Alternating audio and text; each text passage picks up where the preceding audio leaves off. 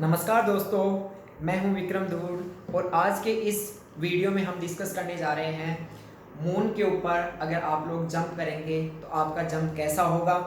उस जंप की हाइट यहाँ के कंपैरिजन में, पृथ्वी के कंपैरिजन में कितनी ज़्यादा होगी, और अगर वापस किसी ऊंची जगह से जंप करते हो तो क्या आपको चोट लगने के चांसेस जितना पृथ्वी पर है उतने ही है या यहाँ के कंपैरिजन में कुछ कम है।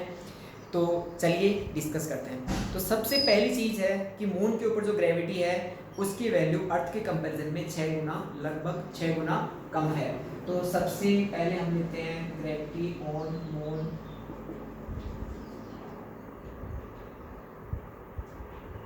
Is 6 times less than gravity on earth. तो अगर ग्रेविटी वहाँ पे 6 गुना कम है तो हम लोग काइनेमेटिक्स में वहाँ पे पढ़ चुके हैं कि जो जी है वो नीचे आता है। अगर हम मैक्सिमम हाइट की बात करें तो फिर मैक्सिमम हाइट 6 गुना बढ़ जाएगी। तो अगर एच मैक्स या रेंज की बात करें तो सिंपल एच मैक्स है मून के ऊपर, वो अर्थ के कंपैरिजन में 6 गुना ज़्यादा हो जाएगी, एच मैक्स ऑन अर्थ।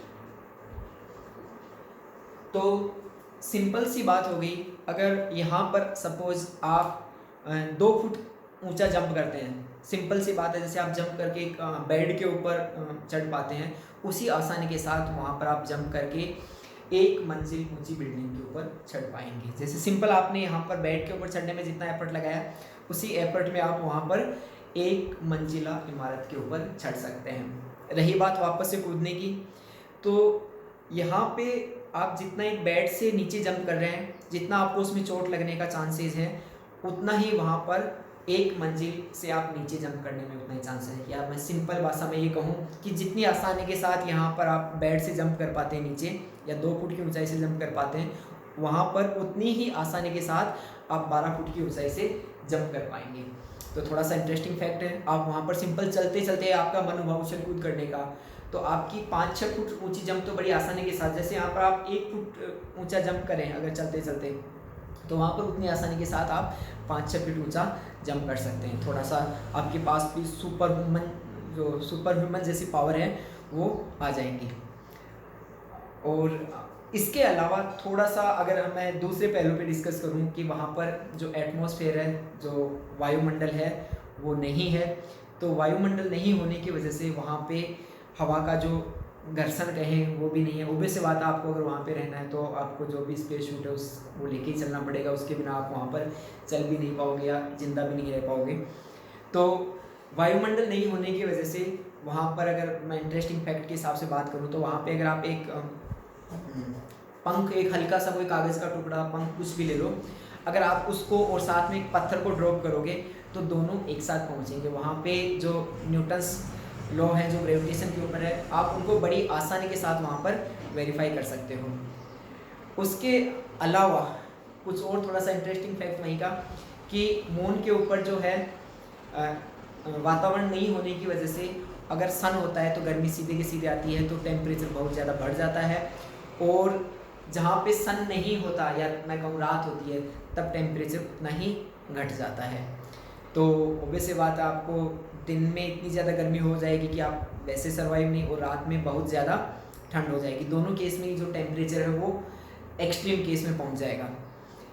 उसके साथ में ही वहाँ पर यहाँ से जो दूरी है वो लगभग 3 लाख आई थिंक 84-85 हज़ार किलोमीटर है। तो दूरी लगभग इतनी है कि हम जो कम्युनिकेशन सेंड करते हैं, लाइट की स्पीड से कम्युनिकेशन जाता है, तो उसमें भी जाने में लगभग 1 सेकंड से ज़्यादा का टाइम लगता है और आने में भी उतना ही। तो अगर किसी को हेलो भी बोलना है तो वहाँ कम से कम लगभग 2.5 सेकंड का उसको समय वापस आने में लगेगा। जाने में लगभग मैं कहूँ 1.25 सेकंड के आसपास तो यहाँ से वहाँ तक कम्युनिकेशन को जाने में लग जाएगा। और आई थिंक और भी काफ़ी सारे इंटरेस्टिंग फैक्ट हैं, लेकिन यहाँ पे हम थोड़ा सा इसको फिजिक्स से रिलेटेड फैक्ट्स को रखते हुए डिस्कस कर रहे हैं। जैसे एक चीज़ और कि वहाँ पे एरोप्लेन, हवाई जहाज़ हैं, हेलीकॉप्टर हैं, वो वहाँ पर फ्लाई नहीं कर सकते। वहाँ पर अगर हमें एक जगह से दूसरी जगह तक जाना है तो हमें रॉकेट ही काम में लेनी पड़ेगी। अगर उड़ के जाना है, चल के जाना तो वैसे बात आप कार वगैरह में कैसे भी वहाँ पर जा सकते हो, लेकिन अगर उड़ के जाना है तो वहाँ पे आपको रॉकेट ही काम में लेनी पड़ेगी, वहाँ पे आपका पैराशूट भी काम नहीं करेगा। पैराशूट से भी आप वैसे ही गिरोगे जैसे आप फ्री फॉल कर रहे हो। पैराशूट वहाँ पे ऐसा नहीं कि आप पैराशूट लेके जंप कर रहे हो तो कुछ सेफ्टी रहेगी, क्योंकि वायुमंडल नहीं है तो फ्री फॉल रहेगा। तो दोस्तों ये थे मून के बारे में, चंद्रमा के बारे में कुछ इंटरेस्टिंग फैक्ट्स। आई थिंक आप सब लोगों को ये फैक्ट्स समझ के अच्छा लग रहा है।